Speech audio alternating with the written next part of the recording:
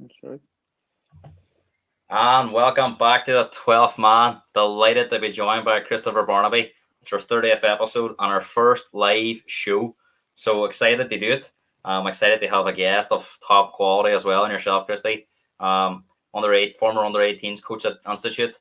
Now you're going to be coaching the first female women's team at Maiden City Soccer when all this lockdown's over.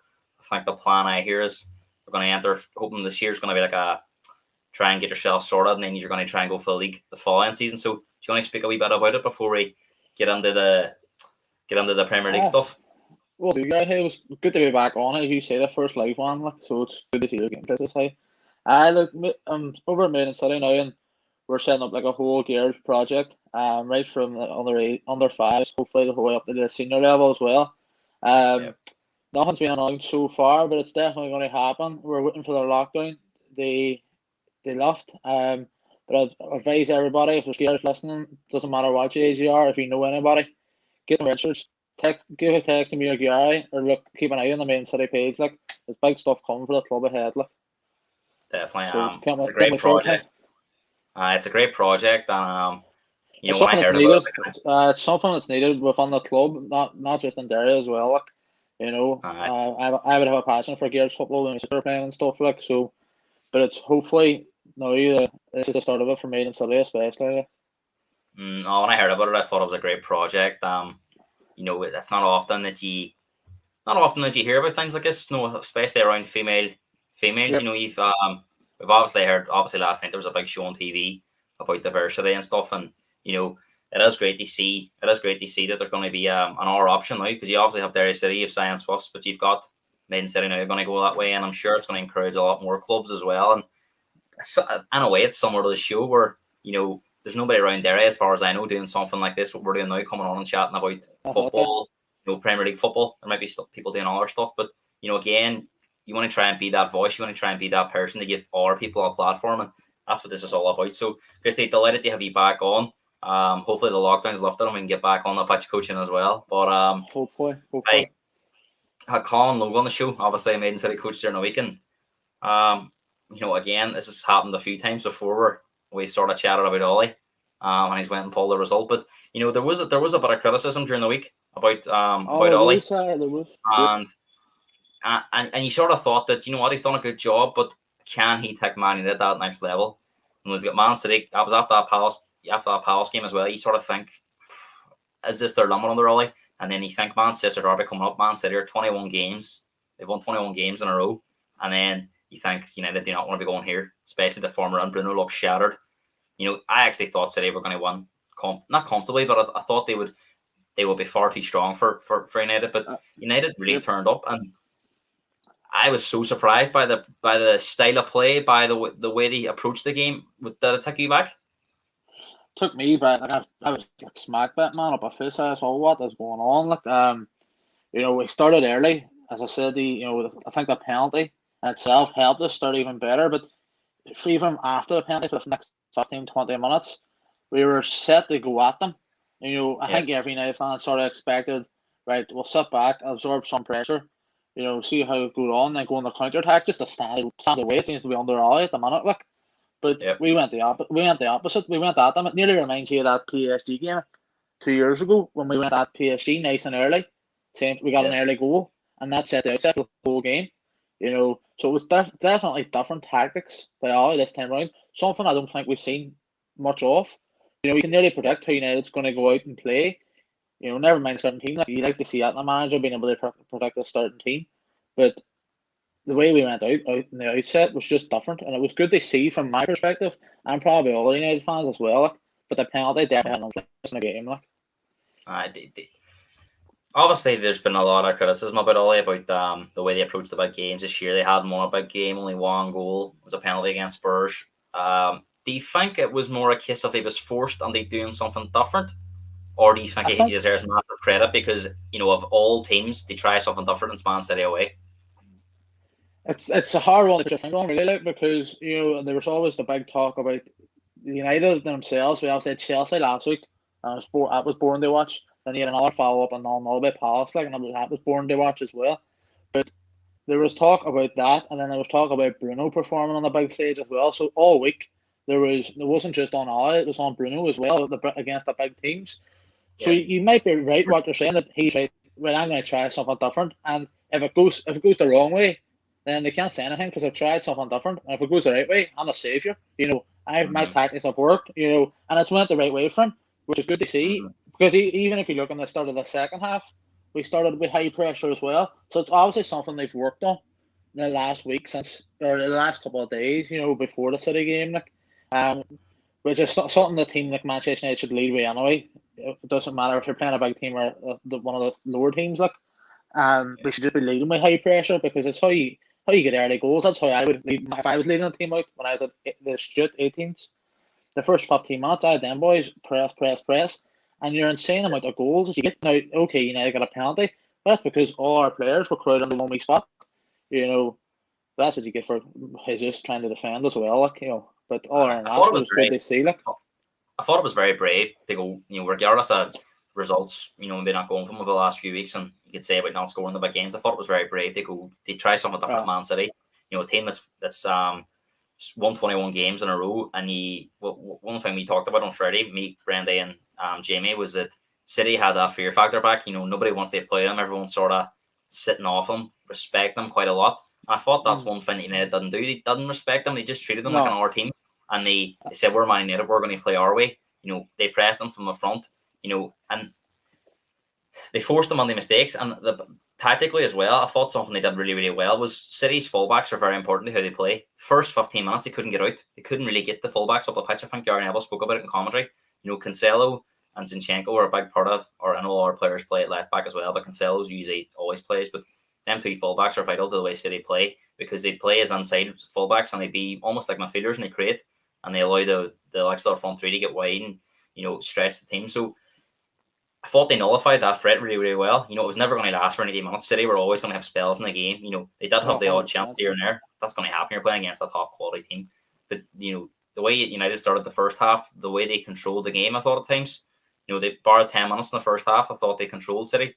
And then the way they started the second half. And in the second half, they were the far better team. Again, bar maybe the last 10 minutes where City, really went for it. But full praise as they go to Ollie. And do you think this is the best performance they've had under Ollie? I know he's had some good ones, but do you think it is the best? We're not talking about the PSG game because that there doesn't even count. I don't think I was just emotional in itself. But tactically, I think in terms of playing a team that's won 21 games in a row and cantered their way through this season, do you know what I mean? I think you're right. No, definitely this season, without a doubt, it's the best game Manchester. It's the best game Manchester United fans probably actually enjoyed watching as well. Take the fact it's a derby out of it. As you say, if that had been like Chelsea going to them with a 21 game streak, it still would have had the same effect of winning. You beat their 21 record, their 28 unbeaten as well streak was ended. So you look at it that way, 100%. I would say that it was our best performance this season, without a doubt. Yeah, no, all around the pitch, and I think it was based on the fact that it was a derby because we've had these big games, and you're talking about the big players not stepping up. I know we were discussing earlier about Martial as well. Now, I still don't think he had a good game himself, but everybody, I think he's done stuff we expect so high of him, and it was just a wee glimpse of what he's done on Sunday there, what he could do again. It's always consistency with that sort of man, but everybody sort of stepped up. Like, see, Lindelof made team of the week here as well, and like Lindelof has come under scrutiny himself in the last couple of months. Maguire strong again, the whole team, and I think it's good to see. And I know we were saying, is this Ollie's best performance? I think it was the team's best performance with Manchester United. I think with a help by him changing his tactic, I would say the players had a wee bit more confidence in them. Yeah, for once as well, we weren't talking all about Bruno. That's what you're saying. You said a great team performance. It wasn't like it was a game they won as a team, not about Bruno maybe doing something majestic. Exactly, because previously when Manchester United won against it's obviously against the smaller teams because Bruno doesn't seem to perform at the moment against the top teams. But Bruno does look tired, and I think they'll take that pressure away from Bruno. The fact that we won that game without him really doing anything special, he's done his job, but it's taking that pressure away off him. and it's continue to keep that pressure off, because if the pressure's constantly on, it gets that player mentally. And I think that's why Paul Pogba, before his injury, was performing well, because the pressure was on Bruno. It wasn't on him, because he was the big money signing. But previous to that, you know, so hopefully the pressure comes off a wee bit on Bruno now, and if they see it was a team performance, not just an individual performance, because it wasn't about a magic. It wasn't that game. There was, I looked Shaw, we ran up a pitch and all, but it wasn't something spectacular, something really skillful. It was a team performance, solid at the back, solid in the midfield. Do you think that we've seen a lot of the last few games. You've seen like Arsenal play Man City. We've seen Spurs play them in February, and they were quite respectful of City. They sat off them quite a bit, and let City sort of play and then maybe try to hit them on a break. Do you think that United showed a blueprint on how to maybe beat City in terms of press them, try and nullify their fullbacks, and then let your attacking players impose themselves? I would agree, because when it comes to big teams like that, it's hard to work out how to stop them, especially when we've went 21 games. As you say, it was a key thing, and it's nearly, you look at Liverpool last year, the same sort of thing. Their key players was their two fullbacks, and Man City's quite similar this year. Their fullbacks have a lot to do, and they're getting out fast from defending and actually keeping it wide as well. So it's good to see that way. Whether it's a blueprint, they actually try and defeat Man City, probably not. Pep will probably change his tactics next week. And I think it's Southampton they're playing. Wednesday night, Southampton. They're probably showing before or something. You know what I mean? And it's nothing against Southampton. Man City are expected to bounce back, and that is why Man City bounce back. They bounce back with 4 or 5-0. Now, as a United fan, I'd love to see Southampton to do it. And as probably as a football fan, a lot of people watching here, to keep the title race interesting, you'd like to see Southampton do it as well. Do you think that? That's my next question. Do you think that the title's gone still, or do you think that there's still a possibility that United could win it? It's too late for it. It's too late for us. It's a good result now, beating City, Manchester Derby, and then their 21 games, and it was an excellent performance. But it's too late. I mean, Man City are consistent. That's why they're going to win the league. Manchester United are not. If you take the Sheffield United game, everybody's due to a fault, and our fault was Sheffield United. We got bit. We didn't deserve even to draw that game. But Everton, we should have won. Leicester, we should have won. Even if you take your Crystal Palace, West Brom, that's 4 games right there. Yeah. Instead of being 3 or 4 points, it should have been 12 points. And even if you say you draw against Chelsea, that's grand, because Chelsea's a big team under a new manager, all that there. But there's then 4 games that we should have had. Even if you say you're West Brom, because they're a relegation team, whatever, we should have beat them. This Leicester, we should have held out the 1, and Everton should have held out the 1, and it would be we'd be talking about 4 or 5 points, Gary, not 11 points. And if you're talking about 4 or 5 points, that's grand. Because we would beat them, we went down to 1 or 2 then, but 11, you're talking they have to lose 3 games, with a 10 left. Yeah. And that's about United dropping points again. And can you look at their running? They are running. I think they have Leicester and Everton, and that's it. They've played with the top teams. I think we have Liverpool still to play. Liverpool, it'll be maybe then. We have Liverpool. Who else have left? We have big teams left to play still. We have Chelsea. We played you the same. Spurs as well. So you're talking. You look at the run. It's out of question. However, if you look at the progress that we've had under Ollie, that first season, came out of Christmas, where we finished 5th. And then last year we finished 3rd. Luckily, it wasn't for COVID, we wouldn't have finished 3rd, but we finished 3rd at the end of the day. This year, if we don't finish 2nd, then I don't know what the story is. To be honest with you. Do you think that it's steady progress, and it's the same progress that happened under Klopp through Liverpool? Do you think that, obviously, you seen with Pep, that he was pretty relaxed after the game? He's probably still thinks they're far too far ahead. But do you think that Ollie showed the board in that game that he can match Man City this season? He's got 4 points against Man City, in the 2 games. Do you think that he's shown that he needs more? They match him over 38 games. He needs a better squad. He needs better players. Do you think that there was the game where he goes, you know what, I'm your man, now you have to back me? No, the questions were before. was Ollie the right man to take him forward? He's done really well. He's taken them to a level, maybe they're second, third. Can he take them to that next level where they won the league? Competing in the Champions League. Do you think that game shows that he should be the man to do it, and the board need to back him now in the summer? 100%. And that game showed, you're right, he changed his tactics and he got it right. And for many years, Ferguson changed his tactics for big games and got it right. And he was a different sort of man, but he should still be back. And it's the steady progress. Always been back every summer. Not as much as Manchester United fans would like, probably not as much as Ollie would like himself.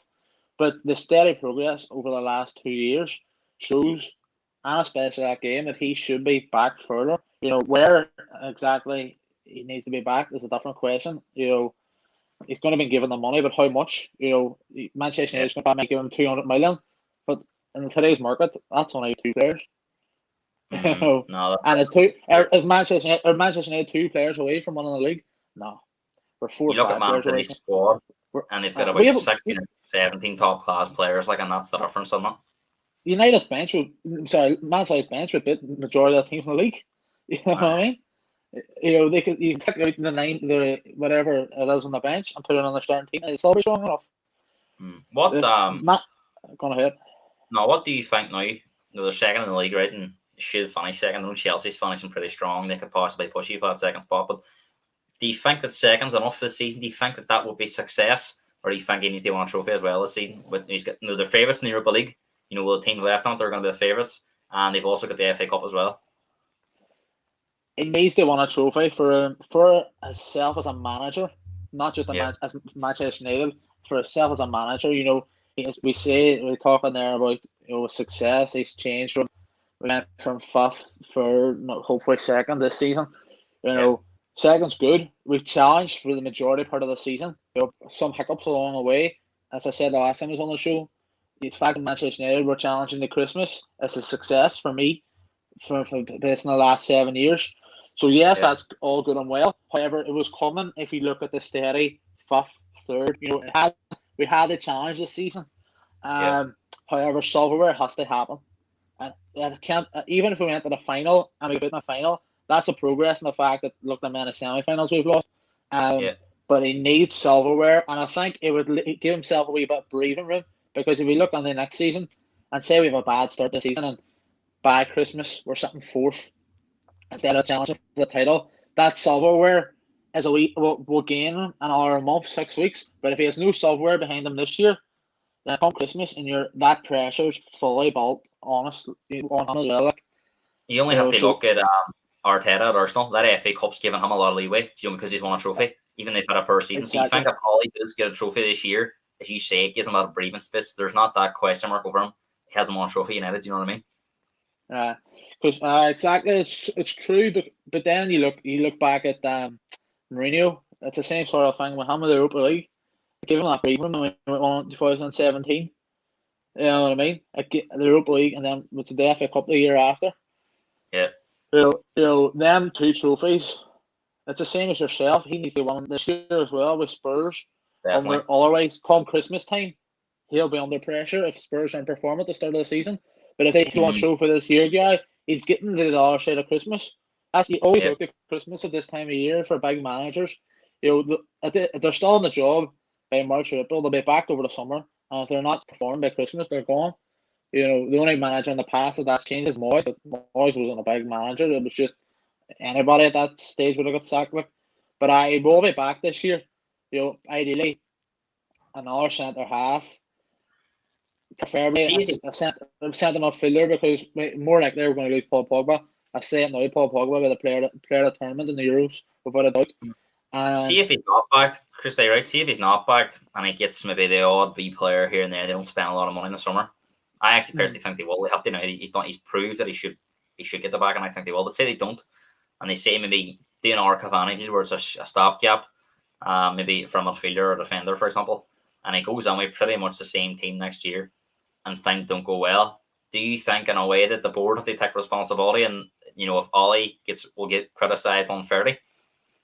100%, he will get criticised unfairly, because when he was first talked about transfers and players, he said, he didn't say these words, but he more or less said there was a lot of dead wood at the club. Yep. And if you look at the players that he's got rid of, There's still a few there, like Fall Jones, but he'll go in the summer. You know, they were smart. They give Lingard a contract, sent him out on loan. Give Fusa Mensah a contract, sold him. You know, he's been smart with the boys that's sitting around the club that's taking up a wage. You know, he's got rid of them players. Yes, he hasn't replaced them with the same amount of players, but that was the point. We were getting rid of the deadwood to bring in class. Now, have we brought in class? We brought in Bruno Fernandes. You know, he spent 80 million on Maguire. We needed a centre half. It's Maguire right man for the job alongside another excellent centre half. He may well be, but if we look at the two players we brought on Van de Beek and Fernandes, and altogether what they cost, 80 million maybe. You know what I mean? Between the two of them. Now Van de Beek, yes, he hasn't got his chance, but that chance will come eventually. But it's them two low key signings. However, look how they're still world class players. You know, so it's not all about that's a player United. That's a player United want to see coming on. They want to see young, hungry. You know, you look back at Michael Clark. Michael Clark, you know, he cost back then like 12 something million, if even that. 16.5 million from Spurs.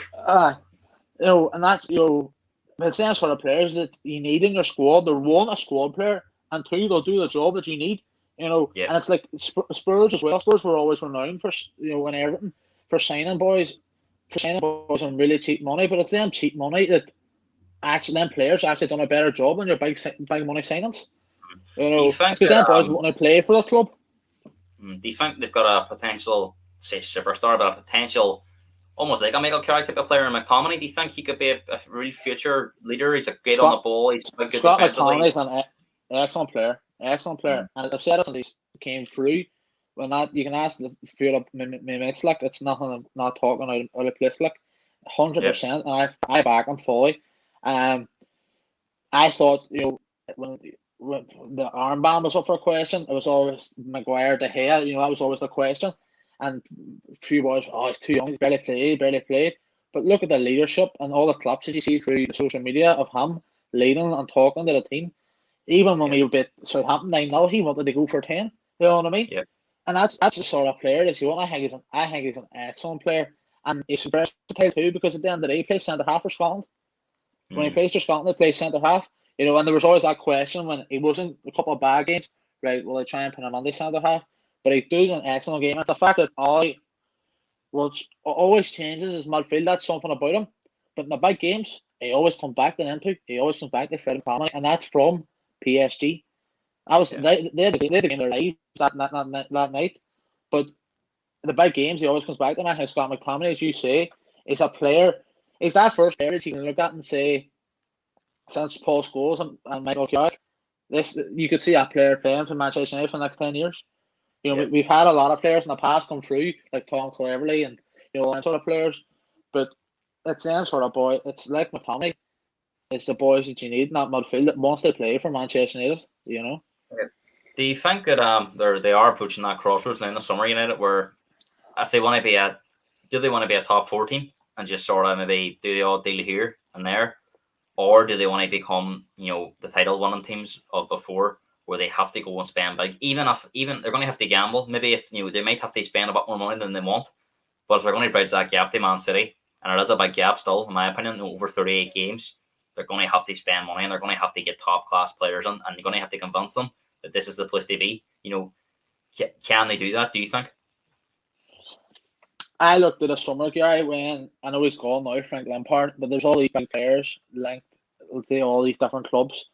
And whether they might have worked out or not for Chelsea at the minute, they will work out. But them sort of players were also linked to Manchester United, and you're looking at the likes of Sancho and and Haaland that never actually came to United. I know it was the year before that Haaland was linked, but whatever Frank was saying to them boys made them come to Chelsea rather than the likes of Liverpool and Manchester United and Man City. So he was obviously speaking in the right way, and it's, as you say, it's been able to convince. Now, I say if the players and agents got direct contact with Ollie, they convince them. They will convince him and speak highly of what he thinks the plans are for the club. I don't know if the player or agent is getting direct contact with Ollie and the team, his coaching team. If it's just happening at Woodward, and that's why the players aren't coming. Yeah. I don't know. I think Obviously, when it comes to no Chelsea, one because knows they how right, it work. Like, I think when it comes to Chelsea, the big problem that Chelsea did, and maybe people didn't see this in the summer, but they went out and bought a lot of the same type of players. Havertz, Ziyech, quite similar. Werner hasn't really worked out. I'm not sure why. Even seen him last night. He played quite well in the game, but he just can't seem to finish. I don't know why that is. He doesn't to me look like an elite striker. So I think they probably know that themselves, and they've been trying to find a position for him. He's actually been playing just off a striker. So again, in that kind of role where them two are looking to play, you've already got Mason Mount there. So they have signed a lot of the same players. Pulisic just signed last year too. So I think United won't be that silly. I think United know what they need. I think they need a centre half, a centre midfielder, and a centre forward. And if they sign them three players all in different positions, then they shouldn't have that same problem that Chelsea have. Because I think what happened to Chelsea with Lampard was picking players and changing the team quite around a lot, and then it probably lost them towards the end, and that was why the performances were so bad. You look at Tuchel, they come on now and they're like a different team. Yep. I think that's another reason why Donny van der Beek doesn't play, because he plays in quite a similar quite a similar player to Bruno Fernandes.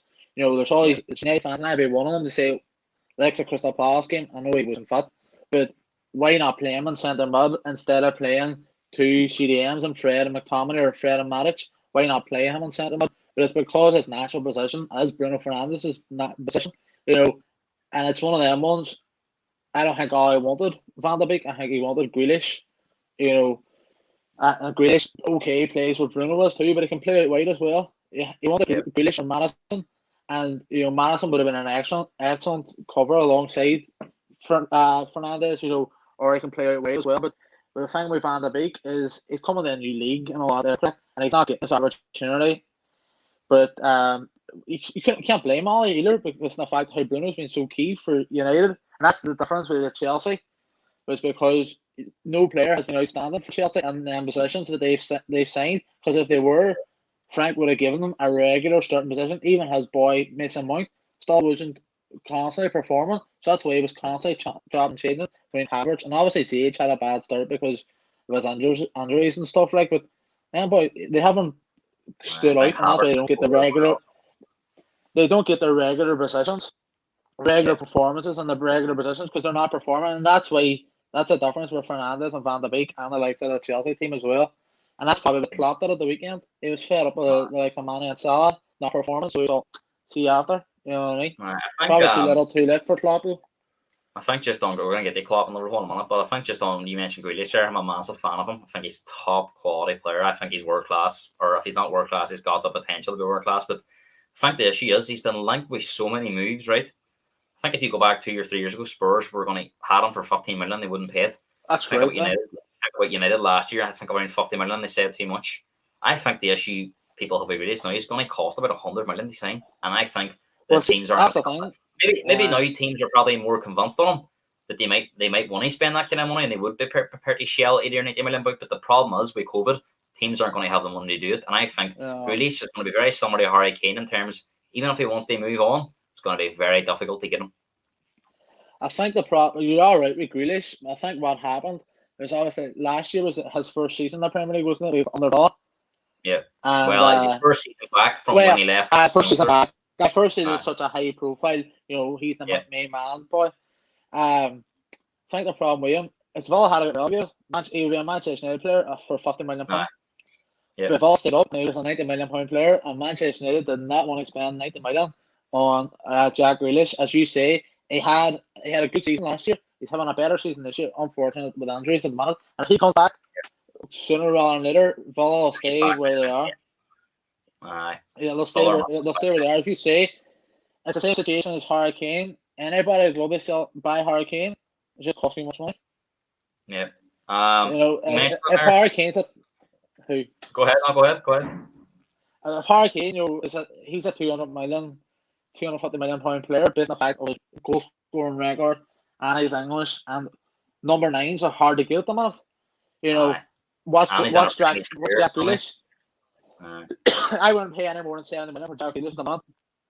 50 million based on the fact that's what he was valued last year before Villa stayed up, and 20 million now because he's had an excellent season in the Premier League. I actually think, Christy, right? I actually think you're not going to see 70 million spent on players. I think it's going to be incredibly difficult Last year was different, and it was still tight in the summer. I mean, the clubs were saying that there was no money in the summer, and that was only with 2 months of no fans. So March, April, 3 months, say 2.5 months. They've had a full season of no fans. No match day. No, that's not just ticket prices. That's no match day revenue as well. That's no burgers, chips, pints at the ground. And that's millions and millions every week. So that's going to hit the clubs hard. You've seen clubs already taking loans out because the players are on massive wages. We've seen they're like $1 million on debt as well. Exactly. We've seen with the bottom leagues have had to avoid the season and stuff because there's no money to pay the players and stuff like that. So you're not going to see big money moves. You might see a move equating to 70 million, but it'll likely be. It might be the value of 70 million, but it might be players plus cash. So it might be that United are shipping out. If United want to go and sign a striker, you can be sure that they'll try and include Martial in the deal. If United were looking to spend, say it was Harry Kane, and say Harry Kane's value is 150 million, well, they might say, look, there's Martial, there's 50 million off, and then maybe Tuanzebe. I'm not saying it would be him, but I'm just trying to give an example of how you try and one of them ones. I'll give you 60 now in the spot and so many add-ons. Installments, maybe. I think you're going to see a lot of that this summer. I think there'll be one big money move, and that'll be Haaland. Haaland will go somewhere this year. Aaron Haaland will go somewhere. And I've read today. Bayern Munich. I read today that he'll only sign for a club that's in the Champions League. So again, that's another big one. The teams that miss out the Champions League football are going to have the trouble of trying to attract a player without Champions League football, and the fact that they're going to miss that money. You get a lot of money for qualifying for the Champions League, and it's needed now more than ever in terms of the COVID factor. So it's going to be very interesting. And one team at the minute, Christy, that doesn't look like they're going to qualify for the Champions League, well, that's via the league, unless they really won the Champions League, which looks a million miles off the minute for them, is Liverpool. Do you know what? Every week I sort of find myself thinking there's no way I'm going to be sitting again on Tuesday going an hour home defeat. But at the minute, I just don't know what's happening. 6 defeats in a row at home. Like, even bad, I think it was, I said last year, even the worst Liverpool teams over the years didn't lose that many games at home. It's 1 goal in 6 home games, and it was a penalty. They don't look like scoring, Christy. They get to the last third of the pitch, and it's somebody crosses the ball into the box, and they're hoping for something to go on. There's no real creativity in the midfield. How much of a concern is it now for Liverpool fans? That this run just doesn't seem like it's going to end. I don't. For my football fan, I don't think it's going to end anytime soon either. And it definitely has to be a concern for the Liverpool fans, without a doubt. As you say, they never look like they're going to score. Doesn't many times they're going forward. It doesn't look like they're going to score, and you can put it down to confidence in a sense, 100%. The players are lack of confidence because they haven't scored, and with the defeats and stuff. However, they're probably banging them in training as well, so the confidence should still be there, and they're working on stuff. But I think the problem with the front three, or when you bring on the subs and all, 5 and 6, whatever they are, but the main front three, the Firmino, Salah, and Mane, is the system is the exact same. And it has been for the last 5 years on the top. It hasn't changed its formation, its tactics. He obviously changed his tactics and the fact that they went and won the league last year and they won the Champions League the year before. But it's the same system, and I think teams will just call out how they defend the Liverpool front three. Do you know what I can understand, right? Do you know what I can understand? I actually, and 3 or 4 Liverpool fans, in case anyone's thinking I'm trying to diss them, have agreed with me when I say this, though. I can't understand why he's playing a high line with that defence. I just can't. Common sense would tell you. They've no pace at the back on Sunday, right? Fulham are lightning quick up front. And in that first half, 1 ball and behind and they run. That left-hand side, he pushed the young lad Williams right up on the right-hand side. You can't blame Williams because that's what Williams has been told to do. I think Carragher said that in commentary. Every time, and Lookman's probably Fulham's best player. Every time the wee lad reading midfielder, the R lad, Lamina, who scored the goal, we're just playing the ball over the top every single time and Fulham run. And going on the half time, I thought Fulham must have a big opportunity because it was 45th minute, it was 0-0, and Fulham must 2 or 3 great chances, and you're thinking Liverpool got away with that big time. But then Salah makes the mistake and they score. But I think Carragher spoke about it in commentary. He just couldn't. He's been saying about it for weeks that they need to drop back 10 yards because they haven't got Van Dijk, they haven't got Gomez, and they've got these young centre backs and they don't really know how to. They've only met each other, and they've no real pace at the back. Apart from Robertson on that game on Sunday, and he's knackered. I just couldn't understand. If there was any way that Fulham must have been thinking when they seen the way they were going to play, oh my God, this is really going to suit us. I think it reiterates the fact that Klopp can't change tactics.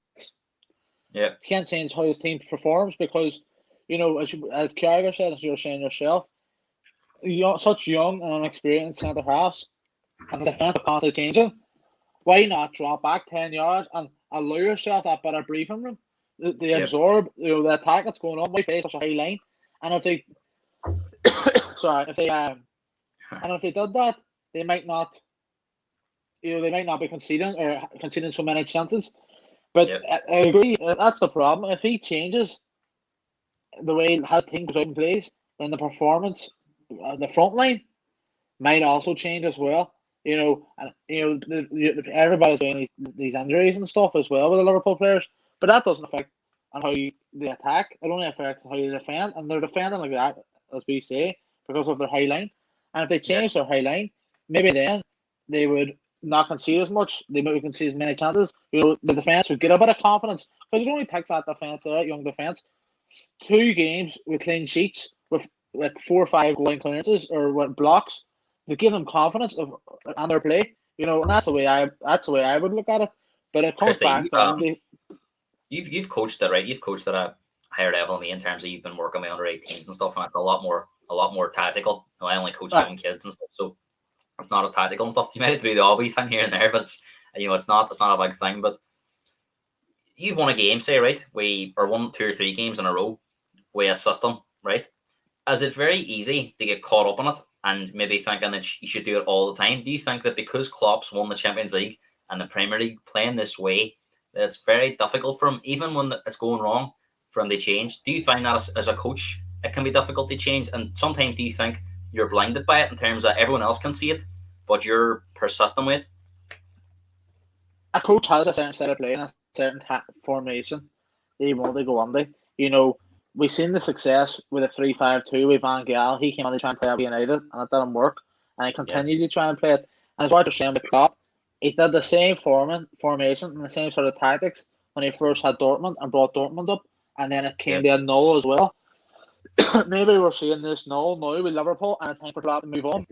But you are right in the fact that if you have success, especially at our level of coaching, it's hard to convince the players of why you're changing. They can understand why you're changing against, say for instance, we're coaching and I'm sitting fourth or fifth in the league. You're playing top of the league. You could constantly score goals. It's easy to convince them to change their back five, and they try and convince them when you're playing bottom of the table. They've changed their 4-3-3 when you normally play 4-3-1-2. It's harder to convince, and it's probably the same at the professional level. However, there comes a stage that you will eventually change based on player availability, based on player performance, based on team performance. But availability is key. He has to look at the fact that I have so many injuries. Would Liverpool look better if they played 3 at the back? Would Williams not be as exposed as much? Christy, when I seen the ahead.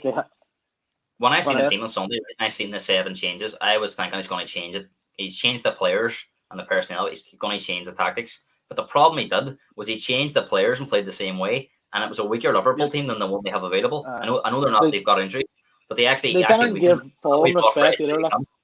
And he didn't give, as you say, he didn't really respect Fulham, who've actually been on quite a good run. And I think they're very unfortunate to be where they are in the league. But in saying that, Liverpool should still be beating them at home. And I think that's the thing that Souness said in the studio, that looking back on it, it was probably a mistake. They changed so many players, because when Alexander-Arnold come on, he did give him a bit more of a threat. I know he hasn't been at his best, but Williams doesn't have anywhere near the same quality. And I thought if Williams is in there, he's in there to defend better. But he couldn't really defend because he was high up a pitch, and Lookman got all that space. So do you think at the minute Klopp, a lot of the TalkSport pundits have been saying he's underperforming, and of course he is, because they've lost 6 straight home games and where they are in the league.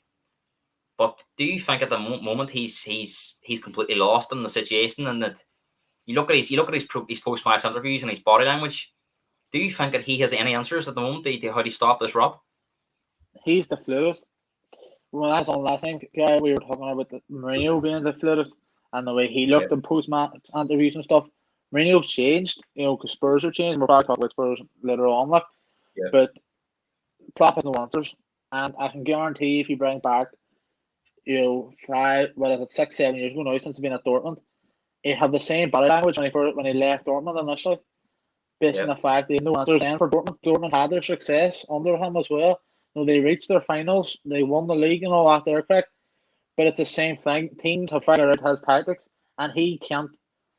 He, as we say, he has a frame of mind to coach him, and he can't move away from that frame of mind for his tactics, and that's fair enough because if that's your success, and it's brought him success.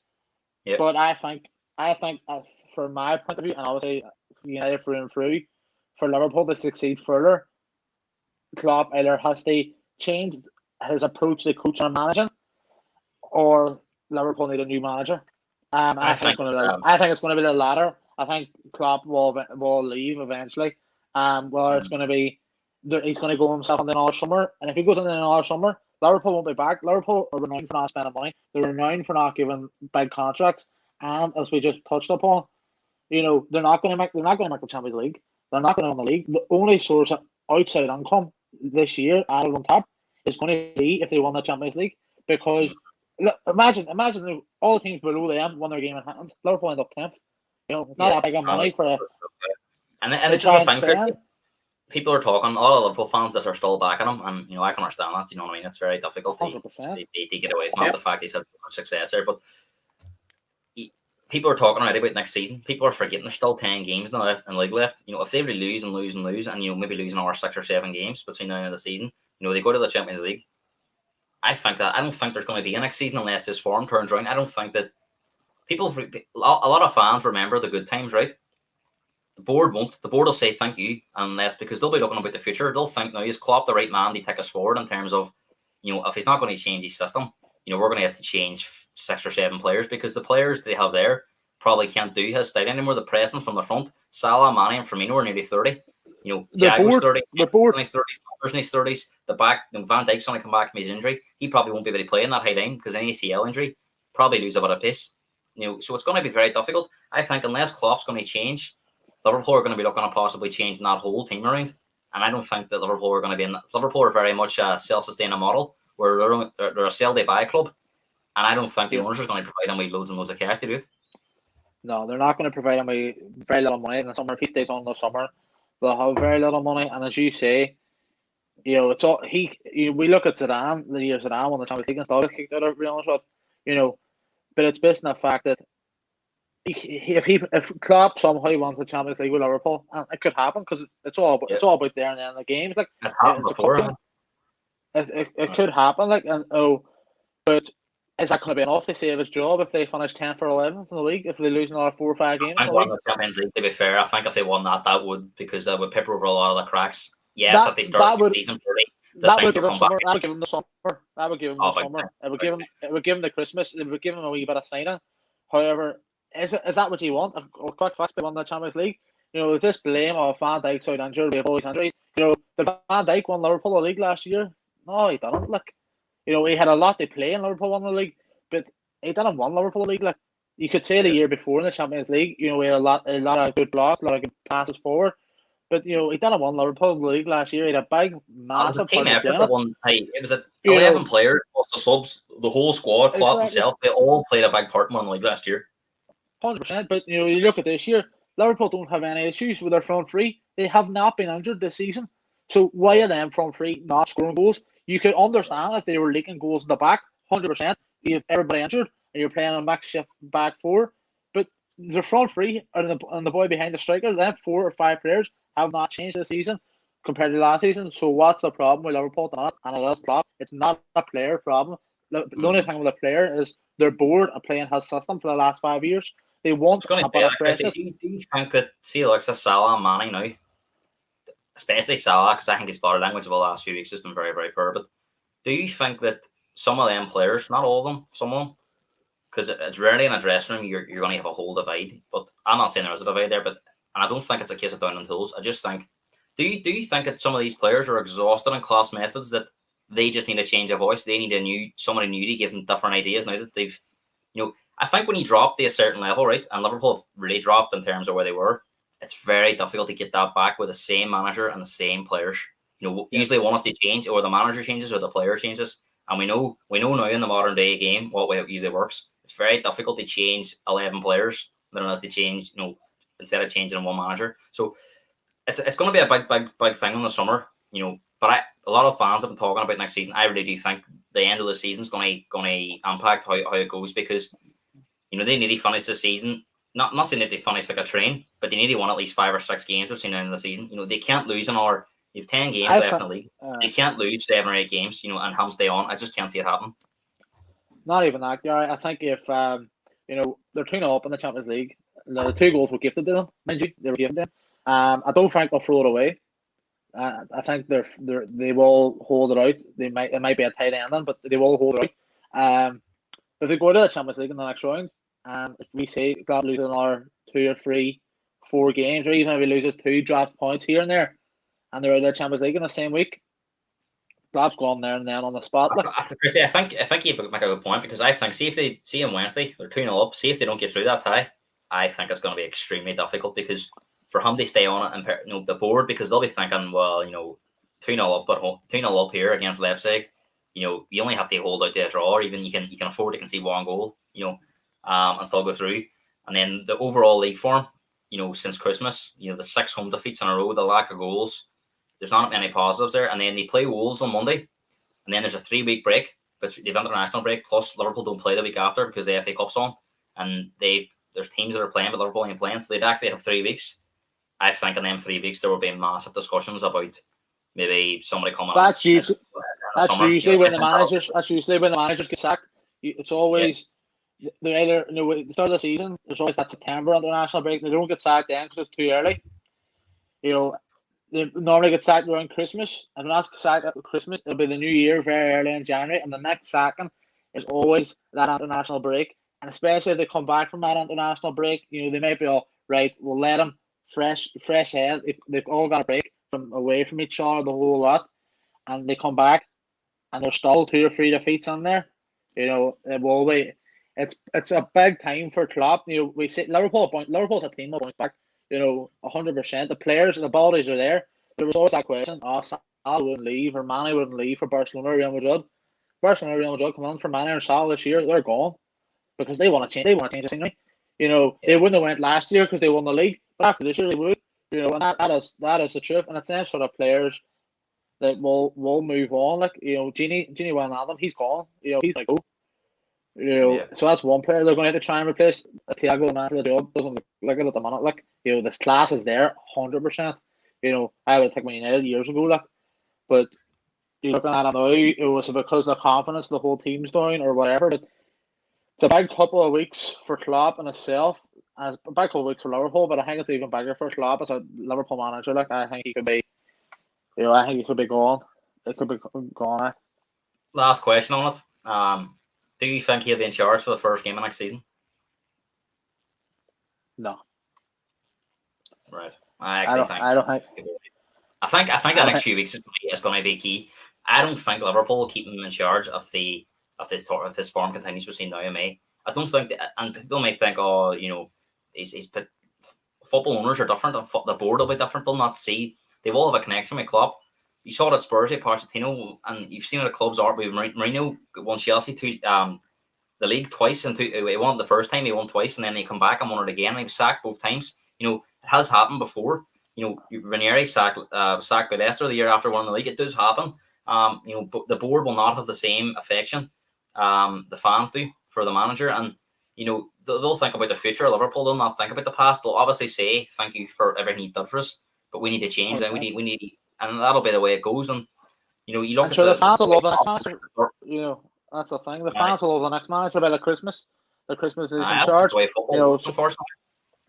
So who do you think will be? If he goes, who do you think will take the reins? I was going to say last question was going to be the problem they have is who they're going to get on. There's only one man to bring it on. I was listening to Talk Sport yesterday, and some fan went up and he said, "Get Klopp out now, and we still might win the Champions League. I want Steven Gerrard as manager and Xabi Alonso and Jamie Carragher as his assistants." The boy said, "I think you're creating a dream team." What's he trying? He's trying to bring the 2005 team back away. No, 100%. Gareth Klopp goes. There's only one man getting that job based on finance and based on the fact that they want to give him a go. Steven Gerrard has been linked strongly. He's going to be the manager after Klopp. He will get the job because there's no one else out there. that's going to take that job. Mm. You know, Tuchel's obviously Yes, it's obviously he's left Allegri, isn't it? He's not he's without a club I still, think Liverpool and good idea Allegri's to be not the young right manager as man. well. I think it will be Jared. No, it's probably too early in Jared's career. You know, 100%. He's doing that well. What he's done with Rangers, 100%. Obviously, whatever's happening at Celtic, that's grand. But I think why that Hey, even do you know happened, I what, think Christy? Rangers would do it this year. 5 Rangers years played ago, really well. 5 years ago, you'd have said there's no chance Gerrard will coach there after a couple of jobs. But the way football's going, you look at Ollie going to United, Lampard at Chelsea, Arteta at Arsenal, you know, and Rangers and Gerrard has more experience and titles now than all of them. So there's no reason I know Ollie won the league in Norway, to be fair to him. You know, but Derby, Lampard just got them promoted. Arteta he was his first job at Arsenal. Ollie came from Norway and he Cardiff relegated. So you look at Gerrard, he'll be coming on with a CV now of a league title. You know, and 5 years ago I'd have said there's no chance he'll coach Liverpool early in his career, but I would say that he'd be one of the top candidates. Rodgers will be the other one, I think. Would Rodgers want to go back there is another thing, but it'll be interesting. But hey, moving on, Christy. Top four battles looking like it's heating up. Chelsea we seen last night. I think they're going to be big favourites. You know, I think it's 11 games unbeaten under Tuchel, and geez, they totally destroyed Everton last night. That could have been 8 or 9-0. You know, if Werner had his shooting boots on, or they had a top class striker, Everton would have been in serious danger last night. But Chelsea dominated them, controlled the game, and I actually said before, I think Everton are not in a false position. I don't think they're a great side. I think, you know, the league's been poor this year, and that's why they're up there. Then we seen West Ham last night as well. You know, who I think again were very fortunate they won. You know, but then again they're up there all season. You can't keep saying it's luck. But Leeds did batter them and must easy chances. And on our day, Leeds probably come out with at least a draw. But you have to credit West Ham; they're up there. We've seen Spurs won on Sunday, who a few weeks ago we thought they were in dire straits, and all of a sudden Gareth Bale comes onto the team. He's left his golf clubs in the house and he's put his football bits back on, and he's decided he wants to play football again. And tell you what, he looks like he could be a decent footballer. Let's just say. So and then you've got the other teams that Leicester up there. They got back in one of ways, and I think at the minute Villa have must Grealish, and then I would say Arsenal's probably too far behind. So you look at Leicester. I think United are going to be safe. You look at Leicester, Chelsea, West Ham, Spurs, Everton. How do you see it at the minute, and who do you think are the favourites? I think Leicester has to be the favourite based on the fact of their form this season. I think they'll be like with third or fourth. Yeah. Mourinho's bulging up his typical end of the season run. They seem to be enjoying under Spurs. Christy, what's changed for you in the last few weeks with Spurs? You know, all of a sudden, you know, it was dire straits, and now all the fans were I think that's three games out of the last 4 weeks, scored 4 goals. So last and time I was on, I said if he was good by Chelsea, he was gone. You know what I mean? I know. I said he was done. No, as was said earlier in the show, where Mourinho seems rejuvenated. He seems like, I don't know, he's went and got himself all psyched up or something. The whole Gareth Bale situation, we all know Gareth Bale's world class. Like, we all know he's an excellent player. Performing with the Spurs, he's been treated by Real Madrid as a disgrace. And we all thought he was going to come back and be the superstar for Spurs. You know, this season, I thought at the start of the season Spurs were going to challenge. You know, whatever. Like, but Gareth Bale has turned it round in the last couple of games. It's well if he can maintain that. Unless something's happened between him and Mourinho, or as you say, Gareth Bale just switched on a wee bit and realised, right, I need to start playing a wee bit of football. Now, I know the Euros are coming up and all that there, crack, but Gareth Bale was always going to go to the Euros. He's always going to be the captain. But at the end of the day, it'll be hard for I don't know if gigs are still there at the time of Euros comes around, like, with all the stuff that's going on with him. But it'll be hard to justify to play Gareth Bale week in, week out, based on the fact he doesn't have match fitness. You know, the games on the Euros, like, but maybe he's done that and he's decided to himself, I'm switching on. I'm doing a wee bit more here. Like, same situation with Daniel James at United. He switched on a wee bit more and a couple better games. But the Gareth Bale on the Mourinho seemed like it was just going to be a flop. But now, if he continues his form and the linkage up with Harry Kane, will be excellent, because obviously Son's form's dropped a wee bit.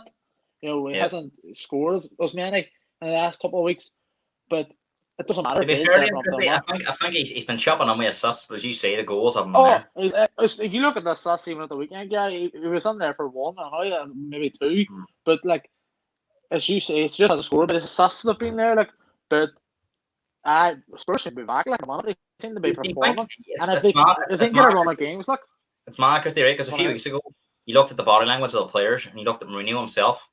You sensed an unhappy dressing room, and now all of a sudden you see Bale, Dele Alli are back on the team. Kane and Son look happier. The team itself is playing its best football they've had all season. They're hitting four goals past teams.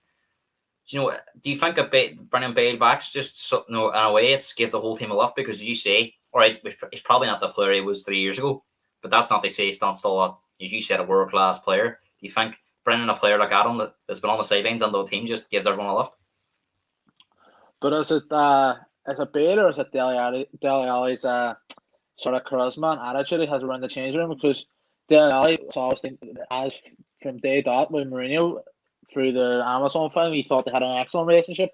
But this season doesn't seem so much, and Dele Alli has been criticised about it. The other guys watching Spurs, and they said it just doesn't even seem like it's the hunger to play football anymore. He's just being there for the social aspect and the profile aspect of it. So is it his attitude that's changed, which then obviously Bale's has changed too. Having such a high profile player in your team, your starting team, and performing well will allow everybody else confidence.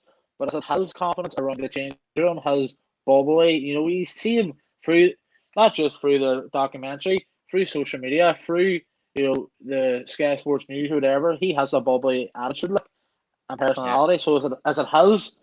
They have started the lofting mood, and then alongside Bale performing well, because Dele Alli was gone. He was in the January. We were talking about him going to PSG, alone.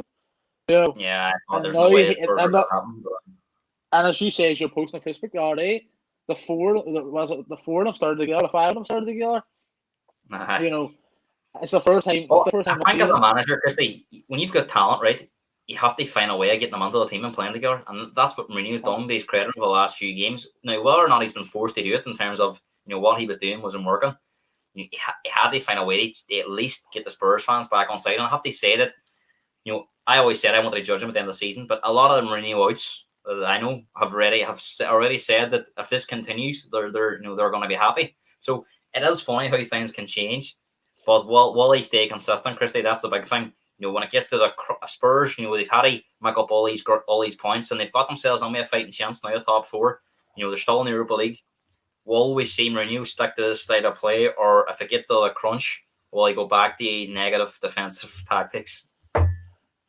When it gets to the crunch, guy, the many times I've seen Mourinho turn it around under United, you get a couple of good runs, and then bam, he starts messing with starting 11 again.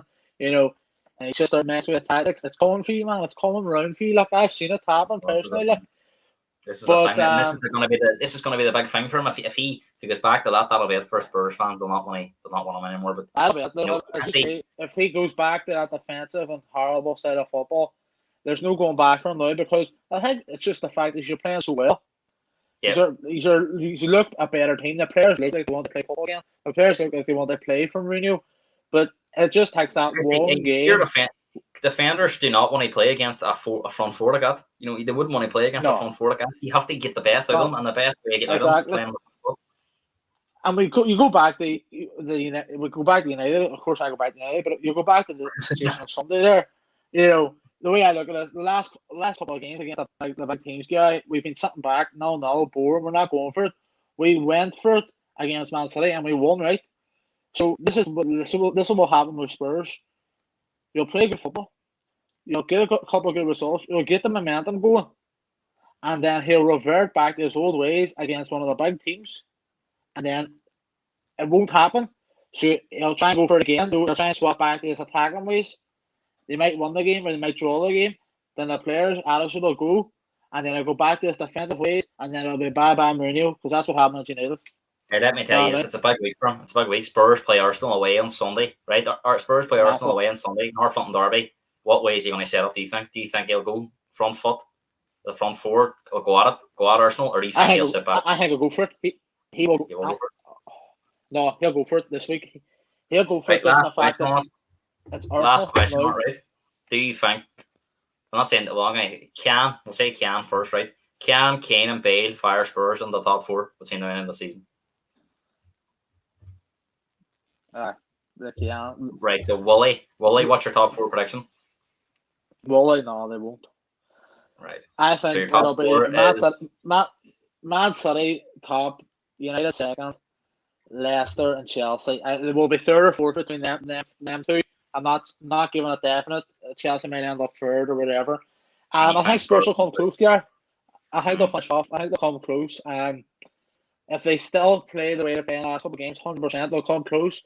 It might come down to the last game of the season or the last couple of Do you know games. who they play in the last Spurs. game of the season? Do you know who they play last game of the season? Leicester. Who? Leicester. That could be It could a come, it clash. might come down to that. Could I? Because I actually think Chelsea's going to finish third or second. I think United and Chelsea will be second or third. And then I think it's Leicester's going to be the team with to try and catch. And I think at the moment, where I see the table, we are 8 points behind them, but we have a game in hand. So 5 points. If you can get that, if you even won that last game of the season and you're 3 points down, you take it now. If somebody said to me, you're 3 points behind Leicester last game of the season, Spurs have a better goal difference. You know, if you won that, you're in the top 4. I would take my chances now. I would take it. You know what I mean? So that'll be the big one. And the fact that Leicester's last 3 games is Chelsea, United, and Spurs. So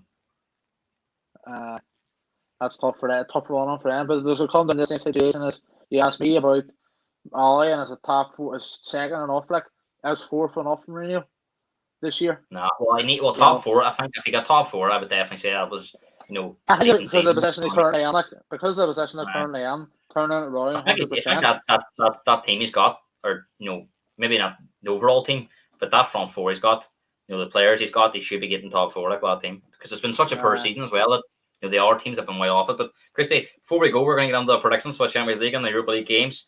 Dortmund against Sevilla tonight. That is 3-2 to Sevilla from the first game. Dortmund at home. Do you think Dortmund can turn this around? Or sorry, Dortmund are up 3-2. Dortmund are up 3-2 from the first game. So you think Dortmund will see this out at home? I'll see it out to be 2-0 Dortmund. 2-0 Dortmund.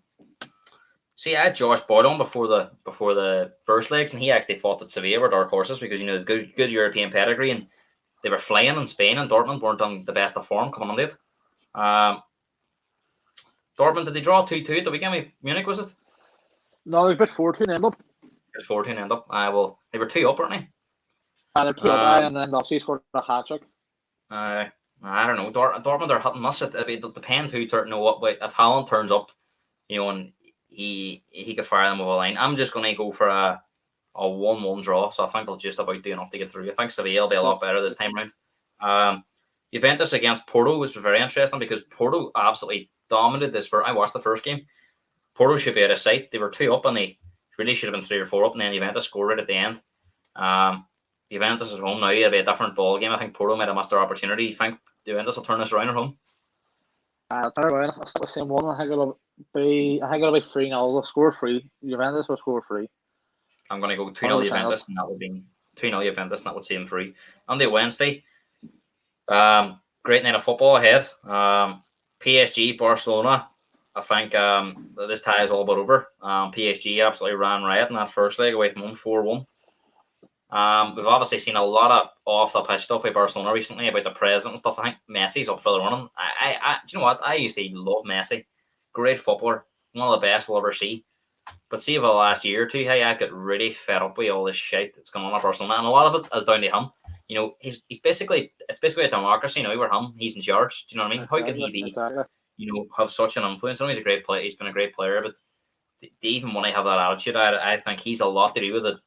I know he put Barcelona on the map and he got them all them trophies. I think he's a lot to do with the downfall of Barcelona, to be honest. It's a lot to do with their problems, right? And PSG, I don't think they're anywhere near the best team on it. But they seem their league and their form, they're actually forming the league isn't that great since Poch came on, but that performance in the Champions League was really, really good. And I actually think that Poch will be judged on the Champions League. They're fed up on the French League, to be honest. They would take finishing second if they meant one in the Champions League. And that's where he'll be judged. So I think they'll be siphing off here. I'm going to go for a 2-0 PSG 1, and I think I will be 4-1 up and now. So that'll be 6-1 end up. No, I'm going to go 2-1 Barcelona. Yeah, Barcelona 1 up. Still be out though. I think Barcelona 1 up, but they won't go through. If the tie's over, but the one again. Liverpool against Leipzig. this is very interesting because if Leipzig get the first goal, it's game on, in my opinion. Oh, Liverpool game get that on. first goal. Liverpool get that first goal, it's as good as over. Leipzig would. Strange because it's the same ground again, and the Puskas are in Hungary. So again, Leipzig have won this 3-1 and they go 3 away goals, which is mad. But Liverpool score 1, Leipzig only 3, and I can't see that happening. I think. Well, it's not that I can't see it happening. I think if Liverpool score first, that'll probably kill Leipzig off. Leipzig get that first goal. It's a different game. I think Liverpool get nervous, and you could see a somewhere. No, Leipzig just went out and Blood United in the first. Leipzig are going to try and start fast, and that is going to leave Liverpool going to get Liverpool chances as well at the front end of the pitch, and it'll be where they take them again. That first game could have went either way. Liverpool took their chances. Leipzig doesn't. I think this could be very similar. How do you see it going, Christy? I'll let you go first. I see a 2-1 Leipzig, man. I think they'll go 1-0 up and they'll go 2-0, and then Liverpool get a late goal. They just cancel it out. I don't know how the game will go that way, but I do think it'll be the same scoring. I think Leipzig will 1-2-1, but Liverpool will just hang on and get through. And that's just at the moment I just can't seem to find any positives. Liverpool only been playing better in the Champions League, but it's very difficult. They think they're going to go on this, but that's what I'm going to go with. 2-1 Leipzig, but Liverpool still get through. So moving on to Thursday, Europa League. United and AC Milan, probably the tie around in terms of pedigree. I don't think AC Milan are anywhere near the team they were years ago. And they actually scraped through in penalties of this last round against a very unknown team. So I think United are going to be heavy favourites for this tie. And they'll go fairly strong. They try and get the first leg over and done with. So how do you see it going, Christy? It's going to be a tough one. I think it's going to be tougher than people expect. When I seen the draw come through, I thought that's the final for Manchester United. Okay, all the big English teams are still left on it. But look at the rest of the teams that are left. This game, whoever won this game, I think should reach definitely the semis, if not the final. I think it'll be 2-0 Manchester United. I agree. I think United will win 2-0. I don't know what AC Milan. I can't say. I think they're. A lot of people are based them on their name, their pedigree. I think what you're saying about the last round and stuff. From what I've seen, makes you look at there. Makes you sort of. It's hard to know. But I think whoever wants it. They were lucky enough to get through the group as well. So I don't know. I think United will be too strong over the 2 legs as well. So United, they won 2-0. Slavia Prague against Rangers. This will be interesting. Rangers are champions now, so they can really relax in Scotland. They can put everything under the Europa League. Prague are a very, very good side. A lot of people underestimated them when they played Leicester. I actually pointed to the fact that they got that semi-final a couple of years ago, and they were very unlucky to go out to Chelsea, who went on to beat Arsenal in the final. They come through a difficult group, and people didn't give them a prayer against Leicester. They're a very good European side, and this will be the test for Rangers that maybe they haven't got the experience of this Prague team. First legs away from home as well, so they have to try and hang on there. How do you see it going? I think Rangers players will still be drunk playing that match. To be honest with you, I think they were still celebrating yesterday. I see it being like a 1-1 draw, maybe a 2-1 Slavia Prague. Maybe I think it'll be tighter than we think. Gerrard will have them hyped up for it. As you say, they can focus everything on this, and if they can get through this round, there's no reason they can't make the semis or the final. Nah, there only a chance. I think that this is one of the more difficult draws they could have got. I think if they get through this, make the semi-finals. Rangers will make the semi-finals if they can get through this. But I think it'll be 2-1 Slavia Prague. Prague, I actually agree. I think Prague will win 2-1, but I think Rangers will take that now. See if Rangers go back to Ibrox 2-1, the away goal. They've been very, very strong at home. That will give them a good chance of going through. 100%. I'm going to go Prague 2-1. Olympiacos against Arsenal, 8 o'clock as well. The first 8 o'clock game with the British teams. I don't know what you look at this draw. I know Olympiacos put Arsenal out last year, but I think it was Olympiacos. They're usually a group stage team that you don't usually associate with the last 16 Europa League. Spurs played them last year in the group stage, and I thought they were poor in the Champions League. And I think Arsenal are going to they'll have learned lessons from last year against this crowd, and I think they'll be too strong for Olympiacos. I'm going to go, and I think they're going to go all out. The position they are in the league. I know they've got Spurs on Sunday, Northampton Derby, but this is going to be the most important game for them. These 2 games against Olympiacos, because their season's over if they don't go through in this tie. So for that reason, I think I'm going to go full strength, and I'm going to go for a 2-0 Arsenal 1. So, I was going to go 3-1 Arsenal one. I think sort of the same as you saying, they're going to go full strength. I think Arsenal could be a wee bit of an underdog in this tournament, based on the fact that the league is over. Doesn't matter where they finish in the league now. And if they win a week, they're in the Champions League. You know what I mean? I know that's that. And then the last game, Spurs against Dynamo Zagreb. I think Spurs are going to be a strong team. The fact they're at home as well first. They want to try and get this tie over and done with. I think Zagreb's a very good draw. I think of all the British teams, Spurs definitely the best draw. Zagreb are a team you don't usually associate in this stage of the competition as well. So I think Spurs will go near enough full strength and get the tie over with. I think they're going to win 3-0, Christy. I was going to say 4-0 myself, Gary. 4-0. I think Christy, they'll go out. All right, that pretty much wraps up the show, Christy. Great to have you on. Really good insight, really good analysis on some of the teams as well.